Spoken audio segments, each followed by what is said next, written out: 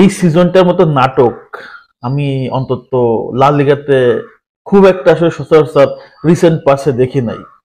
Real Madrid 7 point লিডে চলে গেছিল, সেখান থেকে বার্সেলোনা এখন টপে চলে আসছে। এটা বার্সেলোনার কাছে একটা সময় যখন রিয়াল মাদ্রিদ 7 পয়েন্ট ডিস্টেন্স ছিল, প্রায় 10 পয়েন্ট ডিস্টেন্স করার সম্ভাবনা তৈরি হয়েছিল, তখন কিন্তু বার্সেলোনারা ওভারঅল অনেকেই চিন্তা করছিল league is over, 100% league is over. অনেকে চিন্তা করছিল, এটা স্বীকার করুক আর চাই না করুক। কিন্তু দিন শেষে এখন যে অবস্থান দাঁড়াইছে সেটা হচ্ছে এখন বার্সেলোনা নাম্বার 1 এবং রিয়াল মাদ্রিদ নাম্বার 2। এখন ফারাকটা আসলে কোথায়? রিয়াল মাদ্রিদ আসলে ভুলটা করলো কোথায়? রিয়াল মাদ্রিদ সহজ ম্যাচগুলো হাতছাড়া করছে, সহজ ম্যাচ জিতা ম্যাচগুলো হাতছাড়া করছে এবং ছোট দলের সাথে আসলে হেরে আসছে। যে ভুলগুলো এই সিজনটাতে জুড়েই আসলে রিয়াল মাদ্রিদ রেগুলার এবং লাগাতার, পাশাপাশি রেফারির যে আসলে বাজে ডিসিশন আছে সেটাতেও কিন্তু ইফেক্ট রিয়াল মাদ্রিদ দলের এগনেস্ট পড়ছে।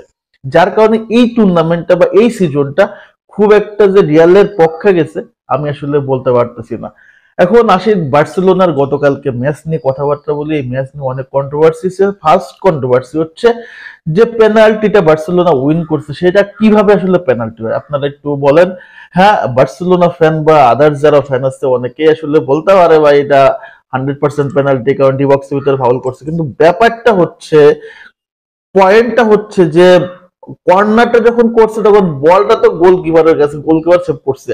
এমন যদি সম্ভাবনা থাকতো যে বলটা ঠিক যাকে ফাউল করছে তার কাছে আসতেছে বা সে ওই পজিশনটা দাঁড়াচ্ছে ওখানে বলটা একজ্যাক্ট আসবে, তাহলে এটা ক্লিয়ার ফাউল, কোনো সমস্যা নেই, পেনাল্টি। বাট বল তো ওই পর্যন্ত আসে নাই। তো ভাই এর চেয়ে অনেক ভয়াবহ ভাই ধাক্কা মানে আমরা দেখি সেখানে নর্মাল কোনো ফাউল দেয় না। ডিবক্সের ভিতরে একটা সেন্সিটিভ জায়গা যেখানে ওই প্লেয়ারটার কোনো বলের সাথে ইনভলভমেন্টই নাই, কোন রকম ন্যূনতম ইনভলভমেন্টই নাই, সেখানে কিভাবে এটা পেনাল্টি হয় আমি আলটিমেটলি আমি বুঝতেছি না।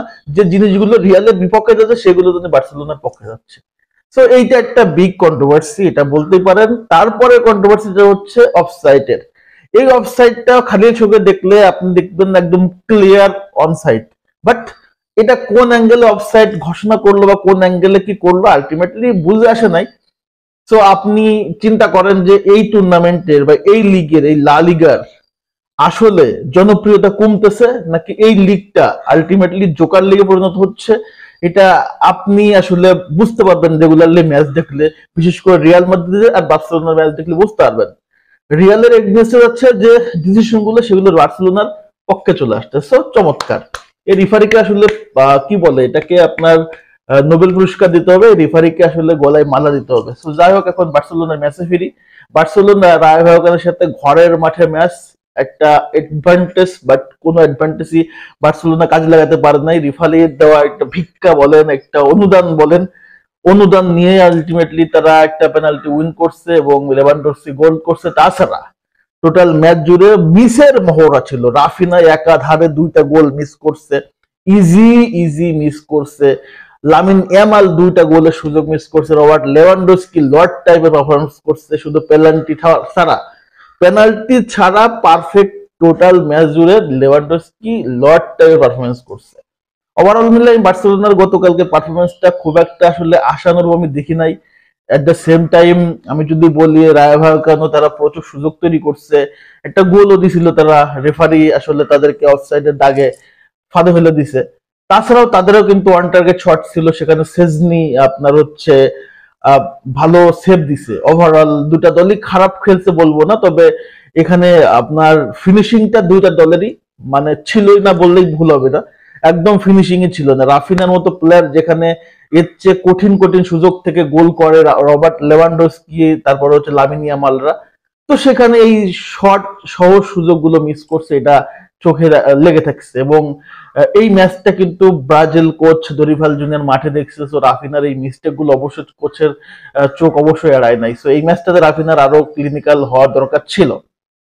তো এখন যে অবস্থা সেটা হচ্ছে বার্সেলোনা 1, রিয়াল মাদ্রিদ 2, অ্যাটলেটিকো 3।